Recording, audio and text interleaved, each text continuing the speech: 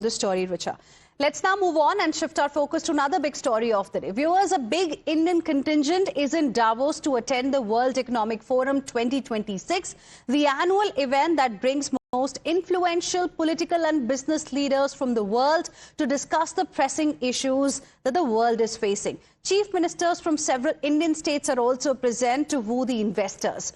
On day one, Maharashtra government led by Devendra Fadnavis signed about 19 MOUs or memorandums of understanding worth 14.50 lakh crore rupees in terms of investment. And, these MOUs are in the field of green energy, food processing, steel manufacturing, digital infrastructure, etc. As per the government, these MOUs will lead to 15 lakh job opportunities in the state. Listen in to what the Chief Minister said. और मैं ऐसा मानता हूं कि Davos एक ऐसी जगह है कि आज के जियोपॉलिटिक्स में जो एक कनेक्टेड इकोनॉमी है, इस कनेक्टेड इकोनॉमी में आपको रेलेवेंट रहना है तो आपको डावोस आना है, क्योंकि ये ऐसी जगह है जहां पर बिजनेसेस एक दूसरे से मिलते हैं या इनोवेशन, टेक्नोलॉजी, बिजनेस प्रोसेसेस, इसके कई नई चीजें यहां सीखने को मिलती है। दुनिया किस प्रकार से बदल रही है, इसके बारे में भी हमको सीखने को मिलता है। और विशेष रूप से एक इसका बाय प्रोडक्ट भी है कि बिजनेसेस कनेक्ट होते हैं, तो कुछ एमओयूज भी हम लोगों के होते हैं, कुछ इन्वेस्टमेंट भी उसमें आती है। जहां तक महाराष्ट्र का सवाल है, तो हम लोगों ने इस बार बड़े पैमाने पर स्ट्रैटेजिक एमओयूज पर ध्यान केंद्रित किया है। हमने बर्कले के साथ, university of Berkeley, university of अपने MIT के साथ, या इंस्टीट्यूट ऑफ जियोलॉजी जो है उसके साथ, ऐसे जो बहुत ही आइकॉनिक दुनिया की इंस्टीट्यूशंस है, उनके साथ हम लोगों ने टेक्निकल और स्ट्रैटेजिक एमओयूज किए हैं इस बार। Now, Union Minister Ashwini Vaishnav also spoke about the importance of the India story at the World Economic Forum. Listen in.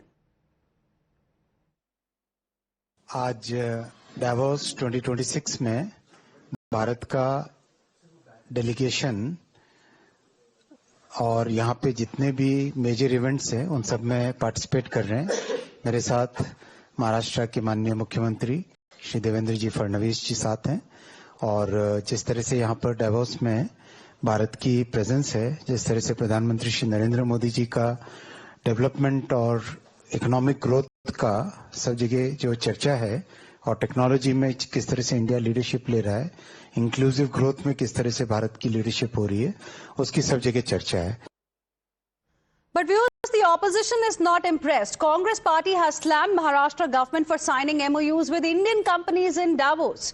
Congress netas say these could have been signed at perhaps Mantralaya or even in the fancy office Mangal Prabhat Lodha has built for himself. This was in response to Maharashtra government signing MOUs with Lodha developers. Congress netas say that taxpayers' money is being wasted. Here's a reaction we got from the Samajwadi Party.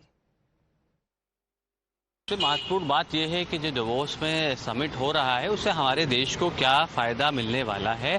आज देखिए, उत्तर प्रदेश की अगर हम बात करें तो लगातार investor summit के नाम पे एमओयू साइन होते रहे। बताया गया कि इतने लाख करोड़ का इन्वेस्टमेंट आ रहा है, लेकिन जमीन पे धरातल पे कुछ भी दिखाई नहीं दिया गया। ऐसे ही जाकर के महाराष्ट्र सरकार जो है एमओयू साइन कर रही है davos में, निश्चित रूप से उससे हम उन राज्यों को क्या मिलने वाला है, वहां की आम जनता के जीवन में क्या फर्क आने वाला है, ये सबसे महत्वपूर्ण फंडामेंटल क्वेश्चन है, जिसका जवाब मुझे लगता है भारतीय जनता पार्टी की सरकार को देना चाहिए। And a lot more, in fact, happened during the World Economic